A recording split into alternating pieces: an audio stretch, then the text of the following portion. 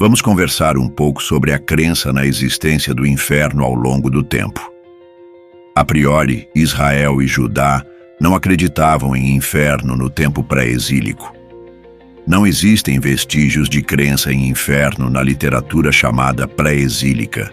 Antes do cativeiro babilônico, para onde foi a elite de Judá, somente a elite e não todos os judeus ou israelitas, como pensam, não havia crença no inferno.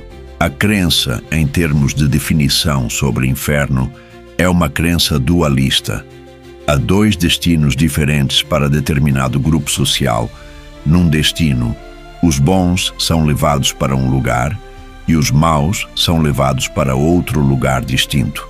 O lugar bom, na terminologia contemporânea, é o céu, onde estarão as divindades, os anjos e assim por diante.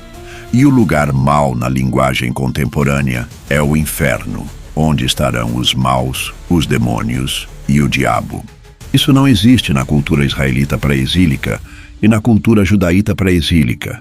Sheol na Bíblia não é inferno. Naquela época, os judaítas e israelitas, ou abraamitas, os judaítas no sul e abraamitas no norte, acreditavam no único destino para os mortos. Os mortos vão para o Sheol, o mundo dos mortos, que é imaginado como um lugar concreto, assim como concreto e real era imaginado o mundo dos deuses. Acreditava-se que a localização de Deus era o céu, lugar onde se encontra o templo celeste de Yahvé, que é a abóbada celeste. Neste contexto, eles entendiam como um domo, uma cúpula de metal. Para eles, lá nas alturas, o céu é uma cúpula de metal onde estão as águas da criação, e sobre as águas da criação está o templo celeste do Deus Yahvé.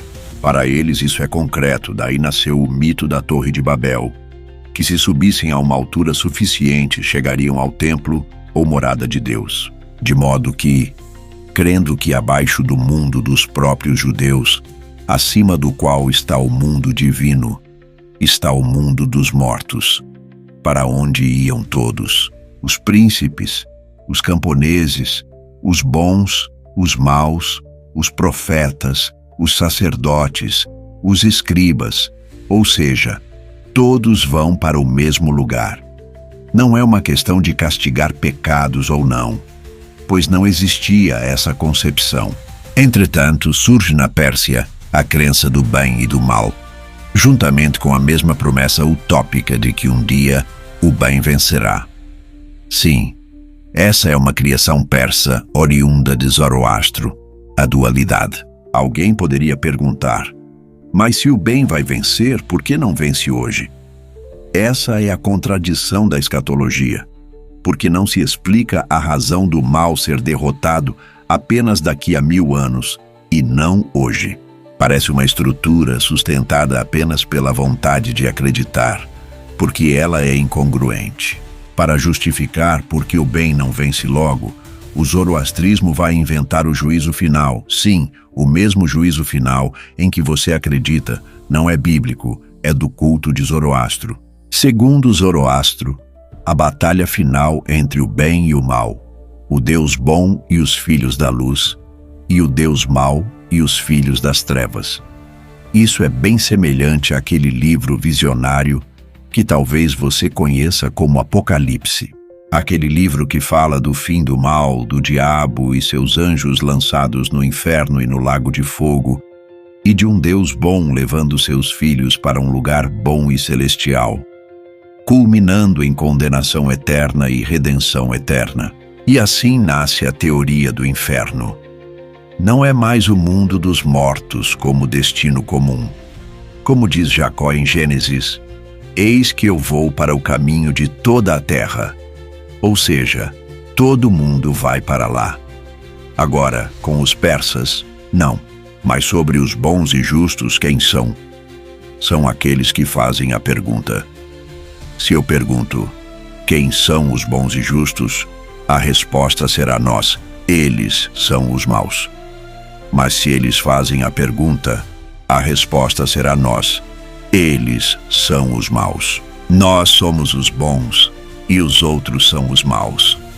Então, lá na Pérsia, se criou a teoria de inferno, uma invenção para justificar o destino moral dos maus. Enquanto isso, lá em Isaías, a teologia é outra, bastante distinta.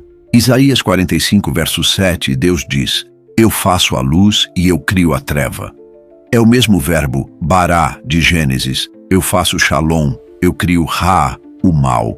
Não é o mesmo mal com L do português. Fala de desgraça como o mesmo mal que Jó sofreu. Ali é desgraça como uma criança que tem câncer, como o estupro de uma mulher, como a fome, a guerra. Isso é o que está no hebraico. Mas esse texto da teologia israelita é importantíssimo, porque em Isaías 45, no primeiro verso, Ciro é trazido pela mão de Iavé como um Messias. É a única pessoa no Antigo Testamento que é tratada como Messias no sentido em que hoje se imagina ser o Messias. É justamente porque ali ele é tratado como o rei. Messias no Antigo Testamento é o rei. E esse personagem, Ciro, é um imperador persa, cuja religião é a religião de Zoroastro, o dualismo, no qual se concebe a batalha moral entre o bem e o mal. Os judeus são forçados a aceitar Ciro como seu imperador, mas eles tentam recusar a submissão ao dualismo apesar do imperador. Eles mantêm a teologia. E de fato, Ciro permitia que a cultura local fosse preservada, desde que houvesse absoluta obediência política ao imperador. O texto é plenamente factível como expressão da realidade, até por causa de ser constrangedor. No primeiro momento, os israelitas rejeitaram o inferno. O Templo de Jerusalém não apenas rejeita o inferno, como acabará com o mundo dos mortos. Mas no Templo de Jerusalém não há mundo para o qual se vai depois da morte. A doutrina do Templo de Jerusalém é a mesma de Eclesiastes. Ou seja, morreu, acabou. O sopro volta para Deus e o pó volta para a terra. Agora, sobre o inferno, o grupo religioso e político do Novo Testamento não assumirá apenas o inferno, como assumirão todas as doutrinas persas. O inferno, o diabo, os anjos, a luta do bem contra o mal, a ressurreição, a batalha final, a vitória do bem, o lago de fogo. Quem é esse partido? Os fariseus. Então, o Novo Testamento é um livro persa, zoroastriano, em 70% ou um pouco mais da sua expressão. Frisando que o Novo Testamento é um livro zoroastriano, não é judeu em si, mas judeus convertidos à fé e doutrina de Zoroastro. O que há no Novo Testamento que não corresponde à doutrina de Zoroastro é a alegoria de Jesus como cordeiro. Já a adoção da ressurreição pelos fariseus deve-se única e exclusivamente ao fato de que o Templo de Jerusalém acabou com a crença na vida após a morte, e os fariseus usam a ressurreição para driblar isso. Os fariseus são os responsáveis pela introdução da doutrina, ensino do inferno no Novo Testamento. Assim é possível ver os textos que são teologicamente desenhados a partir da crença no inferno. Mas não é uma crença judaica, foi incorporada pelos fariseus. O cristianismo recepcionou essa doutrina exclusivamente persa, mas extremamente útil para controle social pela classe dominante, e a transformará numa pedra fundamental de anúncio e pregação da salvação, ou seja, salvação do inferno.